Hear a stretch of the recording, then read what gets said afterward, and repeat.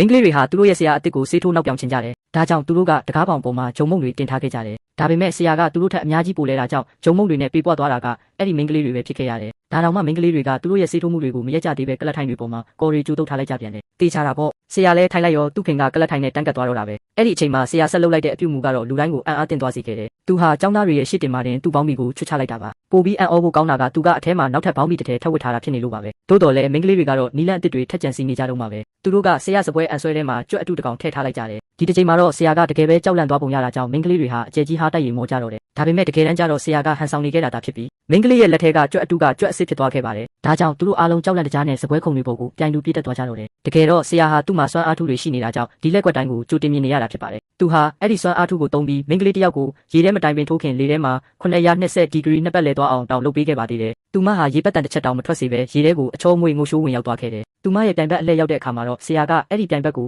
ရေထဲတန်းတန်းမတ်မတ်ဖင်ထိုင်ရဲ့ပြုတ်ကျသွားအောင်လုပ်လိုက်တာကြောင့်မင်းကလေးတွေဟာပြိုင်ပွဲမှာအလွယ်တကူပဲအနိုင်ရရှိသွားခဲ့ကြတယ်။တရက်မှာတော့တခြားလူတွေကဆရာကိုလှောင်ပြောင်နေကြတော့သူဟာသူ့ရဲ့စွမ်းအားထုတွေပျောက်ဆုံးသွားတာကိုရုတ်တရက်သတိပြုမိလိုက်ရတယ်။သူဟာတခြားလူတွေရဲ့ရိုက်နှက်ခြင်းကိုအပြင်းထန်ခံခဲ့ရတယ်လို့မင်းကလေးတွေရဲ့ဆေးထိုးနောက်ပြောင်တဲ့လှည့်ကွက်တွေကိုလည်းတခုမှသတိမထားမိတော့ပါဘူး။သူ့မှာဘာတွေဖြစ်ပျက်နေမှန်းကိုကိုယ်တိုင်လည်းမသိတော့ဘူးဖြစ်နေခဲ့တယ်။နောက်နေ့မှာမင်းကလေးတွေရဲ့နောက်ဆုံးပိုလူပွဲစဉ်ရှိနေတာကြောင့်သူဟာအရင်ကသူသွားခဲ့ဘူးတဲ့ဖះเจ้าပြက်ကြီးစီကိုသွားခဲ့တယ်။အထက်ကလူတစ်ယောက်ကသူ့ကိုမင်းကိုငါချစ်တယ်လို့ပြောမှသာစွမ်းအားထုတွေပြန်ရနိုင်မယ်လို့ပြောပြခဲ့တယ်။နောက်နေ့ဘော်လီဘောပွဲစဉ်အတွင်းမှာသူဟာစွမ်းအားထုကိုသုံးပြီးဘော်လီဘောလုံးကိုပြန်တန်းစေခဲ့တာကြောင့်မင်းကလေးတွေဟာပြိုင်ဘက်တွေအပေါ်အမြန်ဆုံးအသာစီးရလာခဲ့တယ်။ဒါပေမဲ့ကန်ဆိုးကျင်တော့ဆရာကမင်းကိုငါချစ်တယ်လို့အော်ပြောလိုက်တဲ့စကားလုံးတွေကိုဘေးနာကအမျိုးသားတစ်ယောက်ကသူ့ဇနီးကိုစောတကတက်နှောက်ယှက်တယ်လို့မှားယွင်းထင်မြင်သွားတာကြောင့်ဆရာဟာအဲ့ဒီနေရာကနေတခြားနေရာကိုထွက်ပြေးခဲ့ရတယ်။အဲ့ဒီနောက်မှာလည်းကျောင်းဆရာမကြီးကဆရာဟာသူမကိုအချစ်ဝင်ခံနေတယ်လို့ထပ်ပြီးအထင်မှားသွားပြန်တယ်။ဆရာရဲ့ကူညီမှုမပါဝင်တော့ဘဲနဲ့တောင်မင်းကလေးတွေဟာဘော်လီဘောပွဲကိုအနိုင်ရအောင်ကစားနိုင်ခဲ့ကြပါတယ်။ဆရာကသူတို့စီလာပြီးသူဟာစွမ်းအားထုတွေမသုံးခဲ့ရပါဘူးလို့ပြောပြလိုက်တဲ့အခါမင်းကလေးအလုံးအကြီးအကျယ်အံ့အားသင့်သွားကြတော့တယ်။ဒီအခါကျမှသူတို့ဟာသူတို့ရဲ့ကိုယ်ပိုင်စူးစမ်းမှု